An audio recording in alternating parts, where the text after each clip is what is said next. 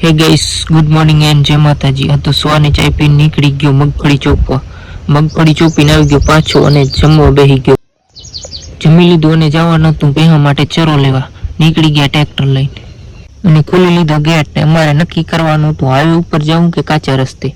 Finally નક્કી કરી લીધું, નીકળી ગયા કાચા રસ્તે. વરસાદ થયો તો ખાડા ખાચકા બધું પાણીનું ભર્યું હતું.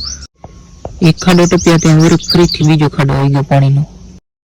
જેમ તેમ કરીને ફાઇનલી પહોંચી ગયા અને અહીંયા પણ એક બીજો ગેટ હતો. મને જોઈને તમને એમ લાગતું હશે કે આ નીંદરમાં નહીં, આ ચરો વાટતા આરામ થાય.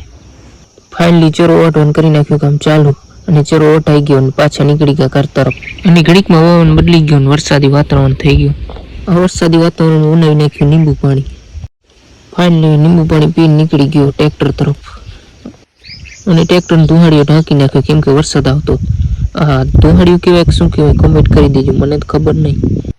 અહીંયા કરી આપણો નાનો મિની વ્લોગ પૂરો. મોર મિની વ્લોગ માટે લાઈક કરો, સબસ્ક્રાઈબ કરતા જજો. Bye bye.